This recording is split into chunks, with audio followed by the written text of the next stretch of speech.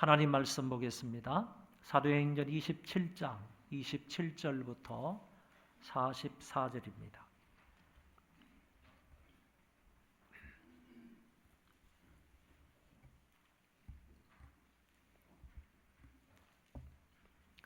사도행전 27장 27절부터 마지막 절까지 제가 봉독하겠습니다. 열나흘째 되는 날 밤에 우리가 아드리아 바다에서 이리저리 쫓겨가다가 자정쯤 되어 사공들이 어느 육지에 가까워지는 줄을 짐작하고 물을 재어보니 20길이 되고 조금 가다가 다시 재니 15길이라. 암초에 걸릴까 하여 고물로 닷 4설 내리고 날이 새기를 고대하니라. 사공들이 도망하고자 하여 이물에서 닻을 내리는 채하고 그룻배를 바다에 내려놓거늘 바울이 백부장과 군인들에게 이르되 이 사람들이 배에 있지 아니하면 너희가 구원을 얻지 못하리라 하니 이에 군인들이 그룻줄을 끊어 떼어 버리니라. 날이 새어가매 바울이 여러 사람에게 음식 먹기를 권하여 이르되 너희가 기다리고 기다리며 먹지 못하고 줄인 지가 오늘까지 열나흘인즉 음식 먹기를 권하노니 이것이 너희의 구원을 위하는 것이요 너희 중 머리카락 하나도 잃은 자가 없으리라 하고 떡을 가져다가 모든 사람 앞에서 하나님께 축사하고 떼어 먹기를 시작하며 그들도 다 안심하고 받아 먹으니 배에 있는 우리의 수는 전부 276명이더라. 배부르게 먹고 밀을 바다에 버려 배를 가볍게 하였더니 날이 새매 어느 땅인지 알지 못하나 경사진 해안으로 된 항만이 눈에 띄거늘 배를 거기에 들여다 댈 수 있는가 의논한 후 닻을 끊어 바다에 버리는 동시에 키를 풀어 늦추고 돛을 달고 바람에 맞추어 해안을 향하여 들어가다가 두 몰이 합하여 흐르는 곳을 만나 배를 걸매 이 물은 부딪혀 움직일 수 없이 붙고 고물은 큰 물결에 깨어져 가니 군인들은 죄수가 헤엄쳐서 도망할까 하여 그들을 죽이는 것이 좋다 하였으나 백부장이 바울을 구원하려 하여 그들의 뜻을 막고 헤엄칠 줄 아는 사람들을 명하여 물에 뛰어내려 먼저 육지에 나가게 하고 그 남은 사람들은 널조각 혹은 배 물건에 의지하여 나가게 하니 마침내 사람들이 다 상륙하여 구조되니라. 아멘. 바울이 1차, 2차, 3차 전도여행을 마치고 예루살렘에 갔는데 그곳에서 과격한 유대인들이 소요를 일으킴으로 인하여서 그것으로 인하여 바울이 붙잡히게 되었습니다. 예루살렘에서 나중에 가이사라로 호송이 되어 2년 넘게 가이사라 감옥에 갇혀 있다가 이제 드디어 로마로 압송되게 되었습니다. 다른 죄수들과 함께 바울은 이탈리아로 가는데 이 죄수들의 호송 책임자가 바로 백부장 율리오라는 사람이었고 여행 경로는 가이사라에서 출발을 해서 시돈까지 갔으며 시돈에서 구브로 위쪽으로 가서 무라라는 항구에 도착을 했고 거기서 알렉산드리아호로 배를 갈아타서 그레데 항구 미항에 도착하게 되었습니다. 여기서 바울은 사람들에게 이번 항해는 위험하니까 더 이상 출항하지 말고 여기에서 겨울을 났으면 좋겠다 이렇게 말했지만 백부장은 바울의 말보다 선장과 선주의 말을 더 믿고 출항을 하게 된 것입니다. 저들은 그레데 항구의 한쪽인 베닉스에 가서 겨울을 나자 이렇게 생각을 하고 베닉스를 향하여서 그레데 미항을 출발한 것입니다. 그러나 미항에서 출발하여 얼마 가지 못하여서 큰 광풍을 만나게 되었습니다. 그 태풍의 이름이 유라골라라고 합니다. 워낙 거대한 바람이라 선원들이 어찌할 수가 없어서 배가 가는 대로 내버려 두었습니다. 그리고 사공들이 이제 너무 어려우니까 배 안에 있는 무거운 짐들을 바다에 다 던져버렸고, 뿐만 아니라 사흘째 되는 날에는 배에 꼭 필요한 기구이기는 하지만 그 기구들까지 배 밖으로 던졌다, 이렇게 얘기합니다.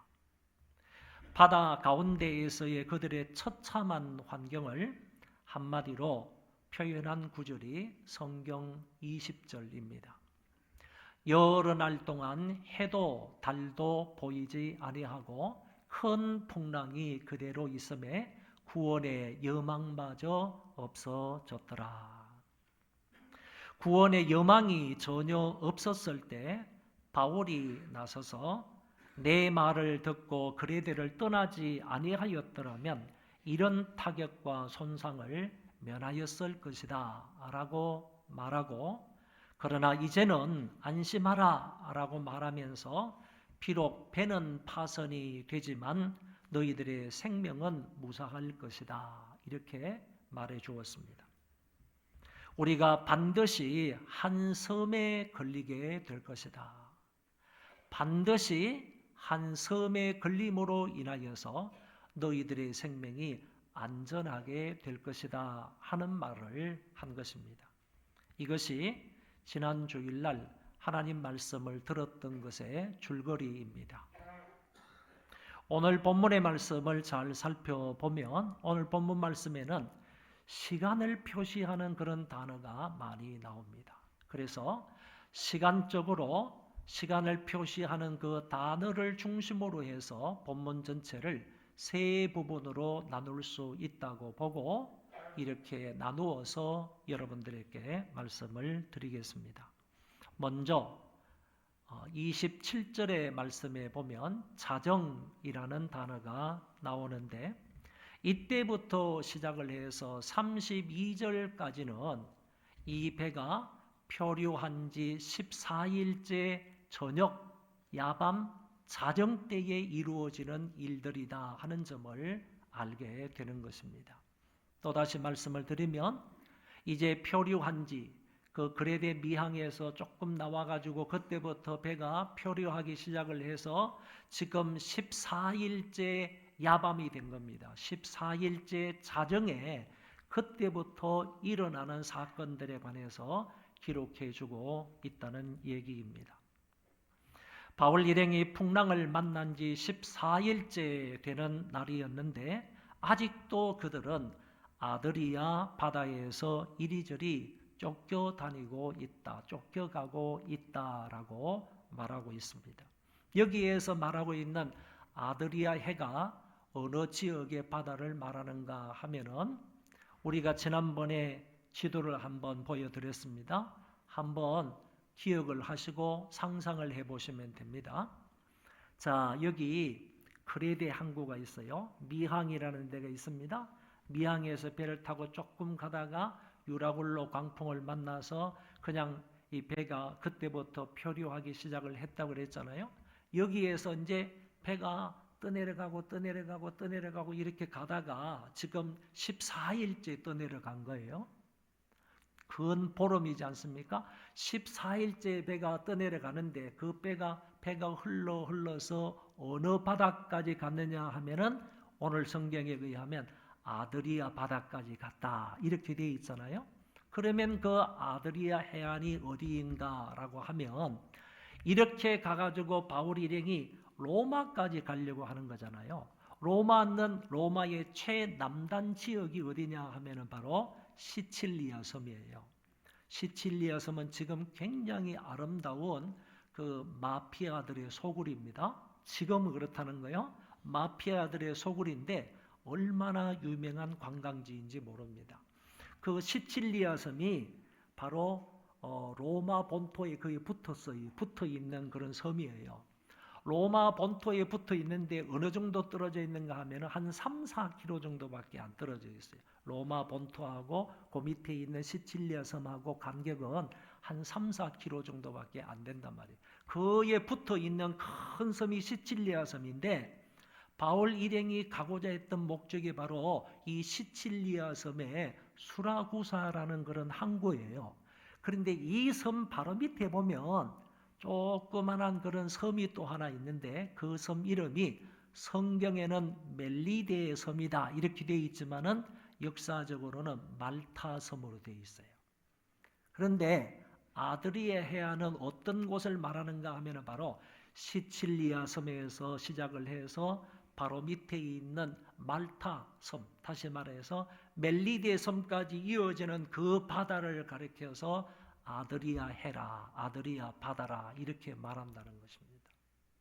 여러분, 이 배가 저 먼 그레데 항구에서부터 표류하기 시작을 해서요. 낮에는 해가 있어야 되는데 해도 볼 수가 없었고 밤에는 별이 있어야지 그 별 따라 가지고 우리가 어느 방향으로 가야 된다, 우리가 있는 위치가 어디인다 이런 것을 알 수 있는데 그런 걸 전혀 알 수 없이 그냥 밤에도 별이 없는 그런 날을 보름씩이나 보내는 거예요. 14일씩이나 보낸 거예요. 그런데 바람에 밀려서 어디로 가는지 모르면서도 떠내려온 것이 어디까지 왔느냐라고 하면 아드리아 해안까지 왔다는 거예요. 여러분 이거 생각하면 놀랍지 않습니까? 자기들이 가야 할 목적지는 바로 아드리아 해안을 끼고 있는 시칠리아 섬이에요. 그런데 자기들은 지금 14일 동안 표류하면서 어디로 가고 있는지도 모르는데 하나님께서는 바울이 분명히 로마에 가가지고 로마 황제 가이사 앞에 서서 복음을 전하여야 하겠다 하는 그 말씀 때문에요. 여기에 타고 있는 사람들은 전혀 우리가 어디로 가는지도 모르는 그런 상황 속에서요.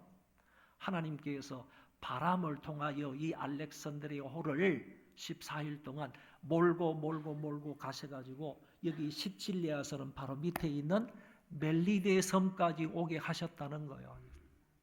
하나님의 놀라운 섭리와 계획과 목적이 아닐 수가 없습니다. 이제 여기까지를 얘기를 드린 거예요. 그런데 여러분 과학적으로 이렇게 말합니다. 배가 만약에 바다 한가운데에서 표류하기 시작을 하면 배가 고장이 났든지 표류하기 시작을 하면 바람에 밀려가지고요. 하루에 갈 수 있는 킬로미터가 몇 킬로미터인가 하면은 67.6km라고 합니다. 그러니까 이런 바람에 밀려가지고 바다에서 떠내려갈 수 있는 그 거리가 하루에 67.6km 정도 떠내려갈 수가 있다고 해요. 그렇다면 여기 그레데 미항에서부터 시작을 해가지고 멜리데 섬까지 거리를 측정해 보니까 882km로 나와 있습니다. 그런데 참으로 놀랍게도요. 14일 정도로 계산하면 정확하게는 13일 조금 넘게까지 계산을 하면 이 거리가 880km가 나온다는 거예요. 그러니까 성경의 기술하고요. 오늘날 과학적인 그런 데이터하고 너무너무 딱 맞는 거예요. 너무너무 딱 맞는 거예요.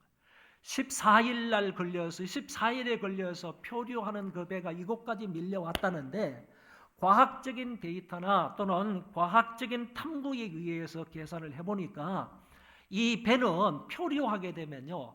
하루에 그렇게 간다는 거예요. 67.6km 간다는 거예요. 그리고 67.3km, 6km에 곱하기 14를 하니까 근 이 바다 거리가 882km가 된다는 얘기입니다. 여러분 이렇게 해가지고 880km 이상을요. 바울과 이 일행은요. 아무런 계획 없이 바람에 의해서 밀리고 이렇게 해서 왔는데도 불구하고 자기들이 원래 목적한 데까지 왔다는 거예요. 이거는 놀라운 하나님의 은혜와 섭리가 아닐 수가 없습니다. 어떤 사람이 가이사랴에서 출발을 했잖아요. 가이사라에서 바울이 로마 시칠리아 섬까지 거리를 계산했어요. 거리를 계산해 보니까 이 가이사라에서 시도를 거쳐서 위쪽에 수리아 지역을 거쳐서 무라까지 가고 거기에서 니도까지 가서 니도에서 쭉 가는 거리 시칠리아 섬까지 바닷길을 계산을 해보니까 3,200km가 나왔대요. 그러면 3,200km가 나온 가운데에서 바울은 바람에 떠밀려 가는 떠밀려 갔던 그 거리가 880km라고 한다 그러면 이게 근 4분의 1입니다. 3,200km를 바울이 가는데 그 가운데에서 4분의 1 정도는요, 바울이 이와 같은 고난 속에서 가지만은 고난과 생명의 위험 가운데에서 이렇게 표류해서 그곳까지 가게 되지만은 여러분 크레데 미항에서 이 멜리데 섬까지 가는 것은 정말 하나님의 이적 가운데 표류하는 가운데에서 4분의 1 정도 바울이 항해를 하게 된다 하는 점을 말할 수가 있습니다. 밤 12시가 되었을 때요, 사공들이 이제 육지에 가까이 왔다 하는 그런 직감을 갖는 거예요. 그래서 바다 깊이를 재어보는 것입니다. 재보니까 20길이 나왔고요. 조금 더 가서 다시 재어보니까 15길이 나왔다고 성경은 얘기하고 있어요. 여기서 물을 재었다 하는 이 말은 아주 무거운 납덩어리를 바다에 던져서 수심을 재었다 이렇게 얘기할 수, 이런 말로 얘기할 수 있어요. 그러니까 그 당시에도 바다 깊이를 재기 위해서는 무엇을 사용했는가 하면 무거운 납덩어리를 사용한 거예요. 그 납덩어리에다가 줄을 묶어가지고 던져놓으면 그걸 꺼내가지고 이렇게 재보면 여기 수심이 몇 메타다 하는 것을 그 당시 이런 방법으로 수심을 체크를 했다라는 얘기죠. 그런데 여기 20길 또는 15길이라는 단어에서 길이라는 말이 어떤 뜻인가 하면은 이거는 길이를 나타내는 단위입니다. 한 길은요, 어른 장정이 양쪽 팔을 쫙 펼쳤을 때 가장 멀리 있는 왼쪽 손의 중지 끝하고 오른쪽 손의 중지 끝하고 여기에서 여기까지의 거리를 가리켜서 한 길이라 이렇게 말한다는 거예요. 보편적으로 이 한 길은 1m 80cm를 말한다고 합니다. 그러면 1m 80cm의 한 길이며 20길이라고 말했을 때는 계산을 하면 36m가 나오는 거예요. 그래서 제일 처음에 수심을 재어보니까 36m가 되었다. 그런 뜻이고 조금 있다가 다시 재어보니까 15길은 27m를 말하는 거예요. 그래서 27m가 되었다는 거예요. 이 말은 어떤 의미를 갖는가 하면은 이제 육지가 가까이 왔다 하는 것을 말해주고 있는 겁니다. 지금 잰 길이 36m였고 조금 지나서 재니까 27m였다. 이 말은 점점 더 육지가 가까이 왔다 하는 것을 이렇게 말한다고 볼 수가 있습니다. 사공들이요, 조치를 취하는 겁니다. 배를 운행하는 사람들은 육지가 가까이 오면 무엇부터 해야 되는가 하면은 육지 근처에는 암초들이 많아요. 그런 암초들이 많기 때문에 이 암초에 부딪히지 않기 위해서 배 선장이나 아니면 사공들은 조치를 해야 하는 것입니다. 그 조치를 사공들이 어떻게 하는지 아세요? 암초에 걸리지 않도록 배 후미로 가서요.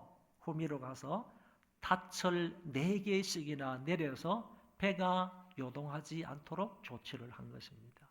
여러분, 대부분의 배들은요, 이게 이제 닷도 있고 돛도 있어요.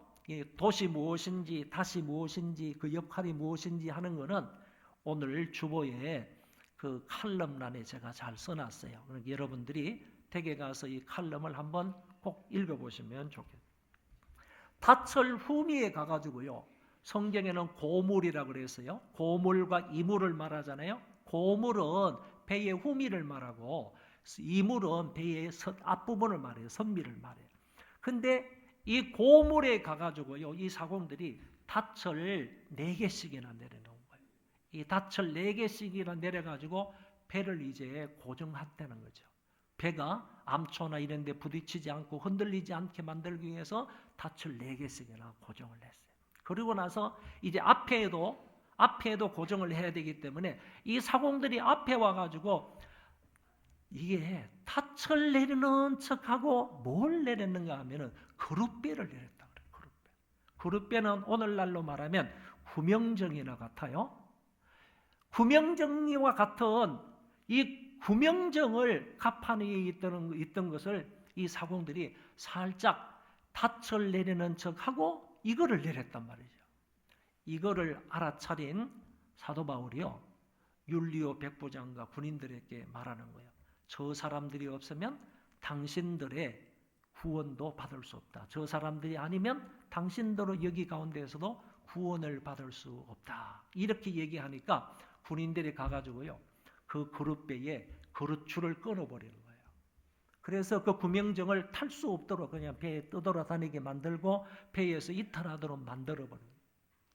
본선에 문제가 있을 때, 본선에 뭐 화재가 있다든지 아니면 뭐 기관 고장이 있다든지 본선에 뭐가 문제가 있을 때 그 그룻배를 내려가지고 빨리 그걸 타가지고 조치를 할 수 있었는데, 지금 이 사공들은요, 이 육지에 가까이 왔다라는 것을 어느 정도 직감을 하고 이 사람들이 조치를 취한 것은 닻을 내린 것은 잘했는데 닻을 내리는 척 하면서 이 사람들은 그룻배를 내려가지고 그 그룻배를 타고 자기들이 살겠다는 거죠.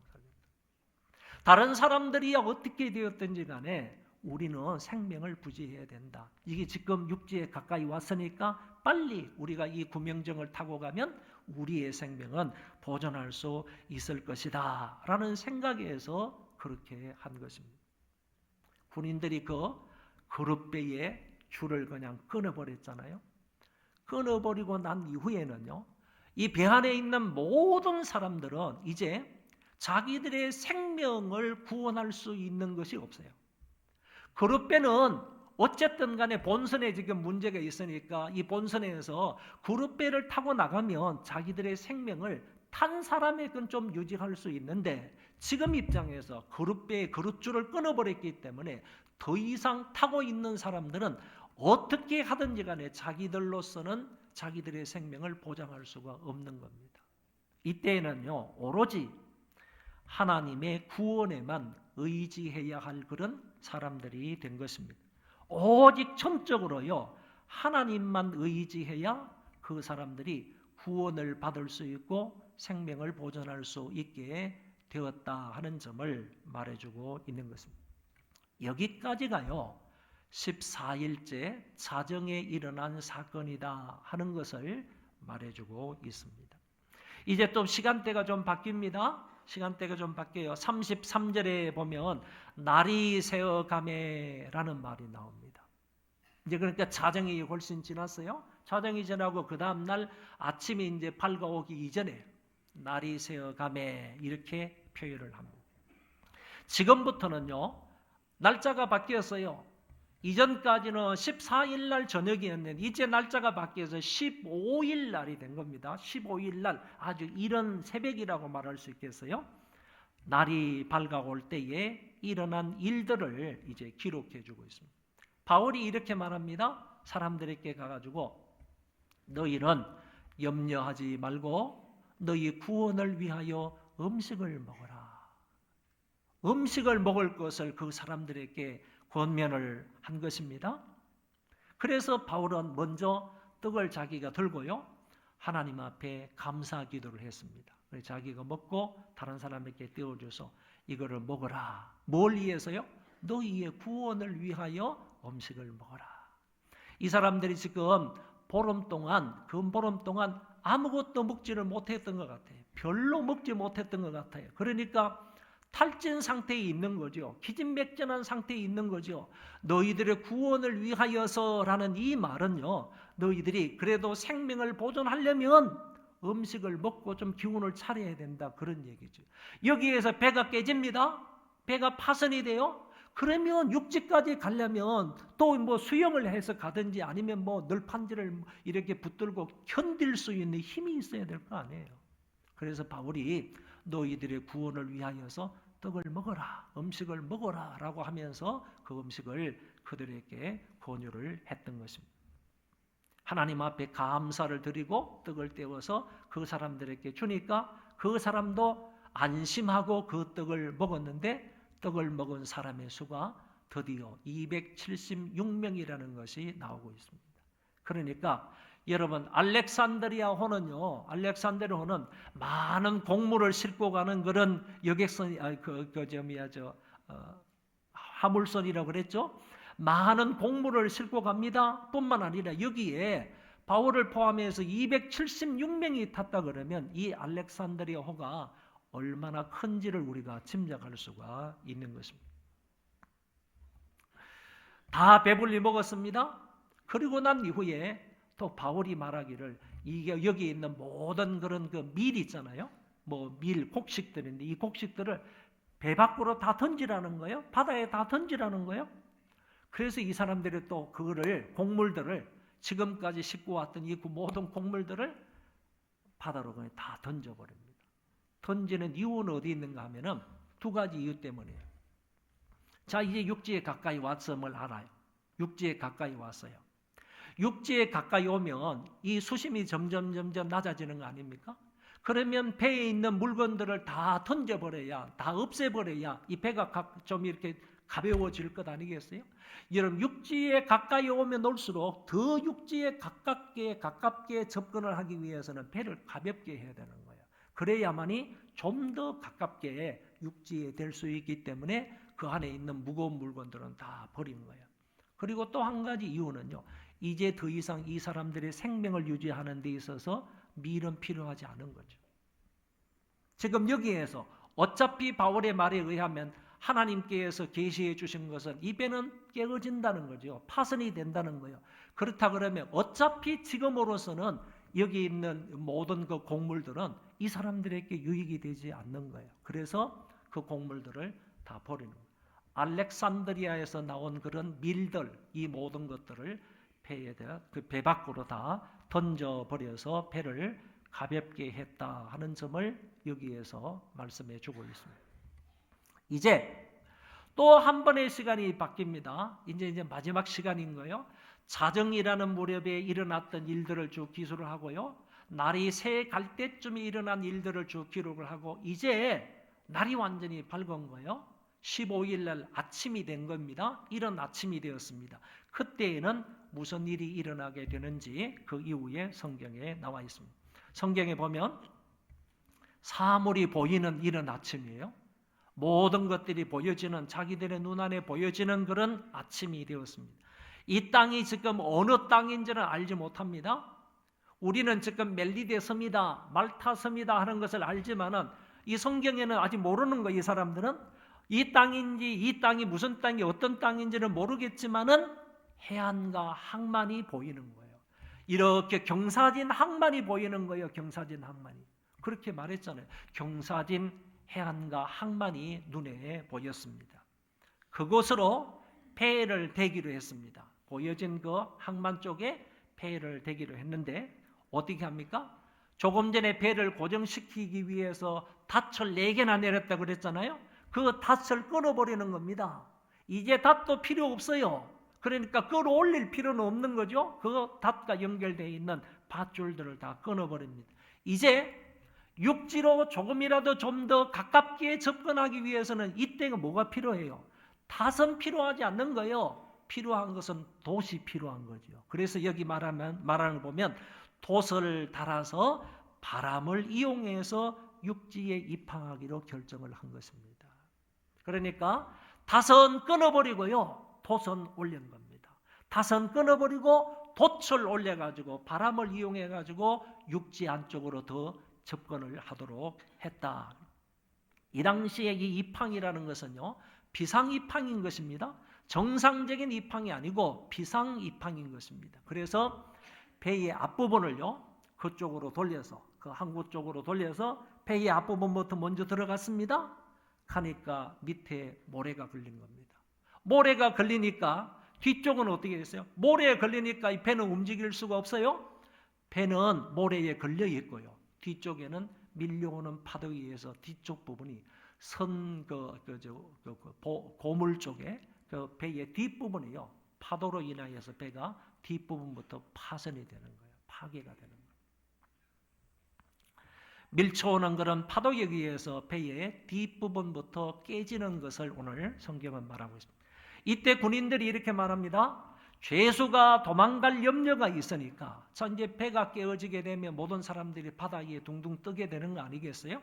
그러면 죄수가 뭐 수영을 하든지 해가지고 도망갈 그런 염려가 있으니까 한 군인이 말하기를 이 죄수들을 다 죽입시다, 이렇게 얘기하는 거예요. 여러분, 군인들이 죄수를 죽이려고 한 것은 로마의 법에 의하면 이렇게 되어 있어요. 만약에 내가 호송에 가던 그 죄수가 도망을 간다든지 아니면 어디로 뭐 이렇게 사라지게 된다 그러면 그 사람의 죄를 내가 다 책임을 져야 돼요. 만약에 그게 군인이든 아니면 간수이든지 간에 내가 죄수를 호송하다가 그 사람이 만약에 뭐 도망을 가게 되면 그 사람이 안고 있는 그 모든 죄를 내가 대신 다 감당을 해야 된다니까요. 이런 의미에서 군인들이 많은 죄수들을 호송해 가다가 만약에 저 죄수들이 도망가게 되면 그 죄수의 죄를 내가 책임을 져야 된다. 군인이 아니면 간수가 책임을 져야 된다는 말. 그런 의미에서 이 군인들이 만약에 저 사람들이 도망가면 내가 그걸 담당해야 되는데 그럴 수가 없다라는 입장에서 죄수들을 죽입시다, 이렇게 제의를 하는 것입니다. 그러나 백부장은 이렇게 말합니다. 바울을 구원하려는 목적으로 죽이지 말라라고 얘기합니다. 바울을 구원하려는 그런 목적으로, 어쩌면 로마 사람들 입장에서는 바울이 지금 우리 입장에서는 죄가 없는 죄수의 몸이지만은 로마 사람들 입장에서 보면 어차피 가이사 앞에 재판을 받아야 할 죄인으로 생각할 수 있는 거거든요. 그러니까 로마 군인들 입장에서는 바울도 죄의 한 무리다라고 생각을 해서 바울도 죽일 수 있는 거예요. 이런 입장에서 율리오 백부장이 사람을 죽이지 말라라고 해서 그거를 가로막았다. 그리고 나서 수영할 줄 아는 군인이 먼저 나가고 나머지는 널판지를 잡든지 아니면 배 물건을 이용해서 밖으로 나가자, 이렇게 얘기를 하게 된 것입니다. 그랬을 때 마지막 44절에 이런 결과가 나왔습니다. 같이 한번 읽어볼까요? 마침내 사람들이 다 상륙하여 구조되니라. 아멘. 시간이 어느 정도 흘렀겠죠. 그 많은 276명이 거기에서 깨어진 그런 바다 위에서 수영을 좀 해서 어느 정도까지 나아가려면, 안전하게 나아가려면 조금은 시간이 필요했을 거예요. 또 수영을 할 줄 모르는 사람은 시간이 더 걸렸겠죠. 그런데 성경은 말씀하시기를 마침내 사람들이 다 상륙하여 구조되니라, 이렇게 말씀을 하셨습니다. 여러분, 지금까지요, 이런 아침에 일어났던 이 후반부의 내용들을 이렇게 가만히 생각을 해보면 여러분 어떤 생각이 듭니까? 너무 구체적이지 않습니까? 그리고 너무 실제적으로 기술하고 있지 않습니까? 여기는요, 어떤 의미를 가지고 있는가 하면 이 기사가 그 사도행전의 이 마지막 27장 마지막 부분에 특별히 너무 상세하게, 너무 구체적으로, 너무 실제적으로 이렇게 하나하나를 기록하고 있는 것을 볼 때에 사도행전의 저자인 누가가 반드시 이 배에 타고 있었다 하는 점을 알게 되는 겁니다. 그리고 앞에도 보면요, 우리라는 말을 써요. 우리가 몇 명이다 하는 점을, 우리가 그 음식을 먹고 그 계수를 하는데 우리가 몇 명이다. 우리라는 말 속에는요, 이거 우리라는 말 함부로 쓸 수 없잖아요. 우리라는 말 속에는 저자도 들어가 있다 하는 점을 분명히 알 수가 있는 것입니다. 이 의사 누가는요, 의사들은 좀 세밀하지 않습니까? 구체적이지 않습니까? 논리적이지 않습니까? 그런 자기의 장점을 이용해서요, 이 사항을 너무나 구체적으로 실제적으로요 잘 표현해주고 있다 하는 점을 우리가 알 수가 있습니다. 하나님이 바울을 통해 예언한 대로요, 배는 파손이 되었지만 사람은 한 사람도 다치지 아니하고 다 구조가 되었습니다. 단 한 명의 생명도 손상되지 아니할 것이라는 하나님의 그 약속은요, 이 배가 한 섬의 걸림으로 인하여서 그것이 나타나게 되었습니다. 하나님은 말씀하신 대로 되게 하시는 하나님이십니다. 하나님은 약속을 하셨다면 그 약속을 반드시 지키시는 하나님 여호와이십니다. 오늘 이 본문의 말씀을 통하여서요, 바울은 정말 힘겨운 여정을 살아가면서 이런 그 배가 표류함으로 인하여서 거기에서 나오는 그런 고통이나 어려움이나 그런 이런 것들이 그렇게 많았음에도 불구하고요, 이 바울은 성공적으로 인생을 살아갈 수 있는 방법을 오늘 우리에게 말씀하고 있다, 이렇게 볼 수 있습니다. 그 성공적으로 인생을 살아갈 수 있는 방법은 무엇이었느냐? 첫째로요, 항상 바울은 하나님의 임재를 의식하며 살았다는 것입니다. 하나님이 지금 이곳에 임재하여 계신다. 하나님이 지금 이곳에 나와 함께 동행하고 계신다. 이 사실을 날마다 의식하면서 살았다, 그런 얘기입니다. 언제나 우리와 함께 하시고 우리와 동행하시고요, 성령으로 우리 안에 항상 임재하여 계시는 그 하나님을 의식하면서 살아갔던 사람이 바울이라는 것입니다. 바울이 예루살렘에서 과격한 유대인들의 소요 속에서도 하나님이 나와 함께 해주신다 하는 사실을 인정을 했습니다.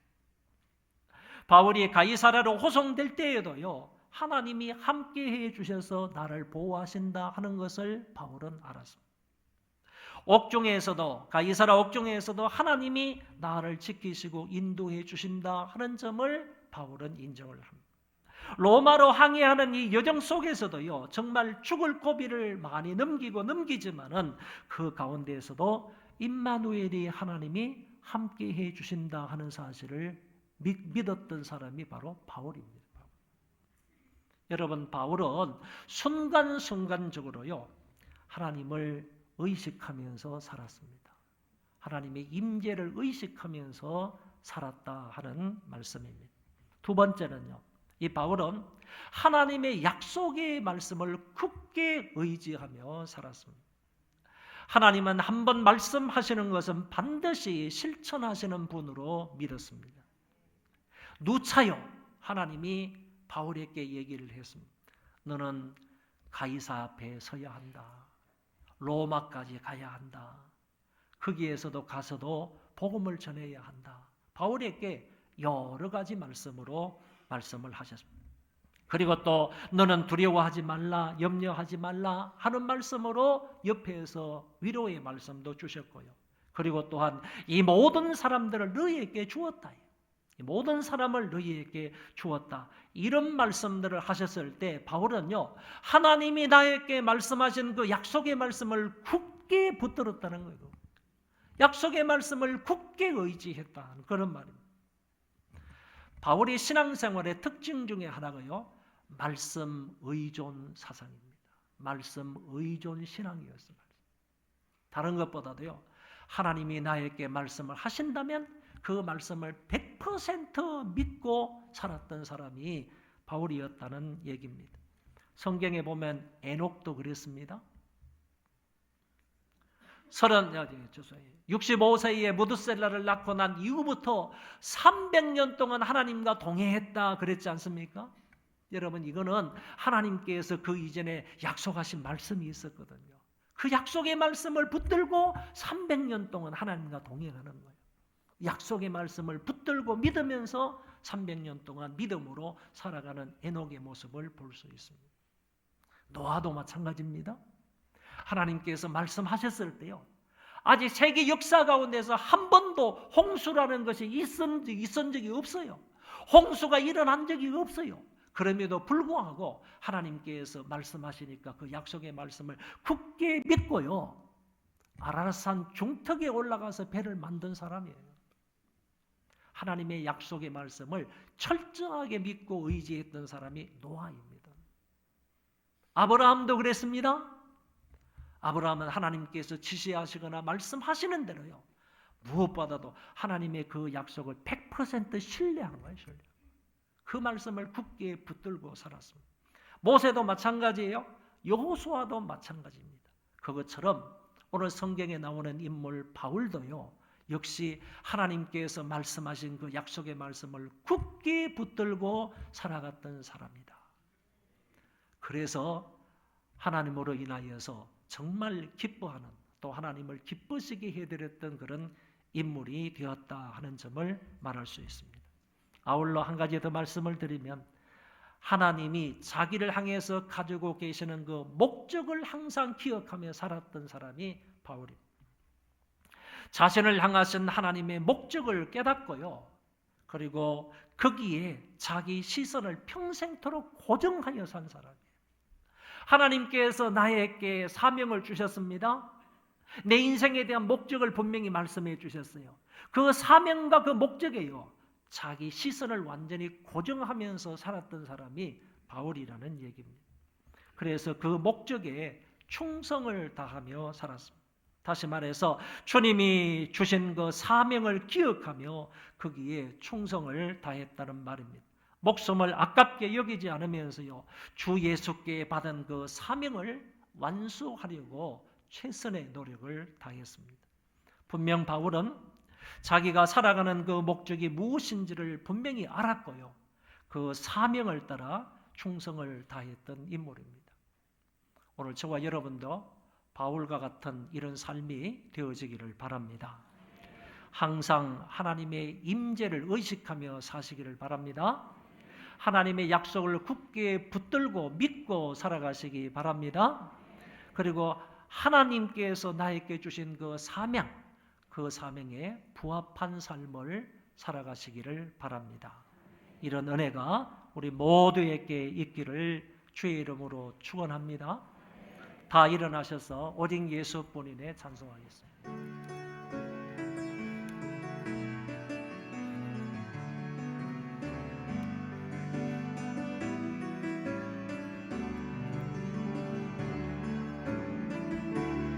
은혜 아니면 살아갈 수가 없네.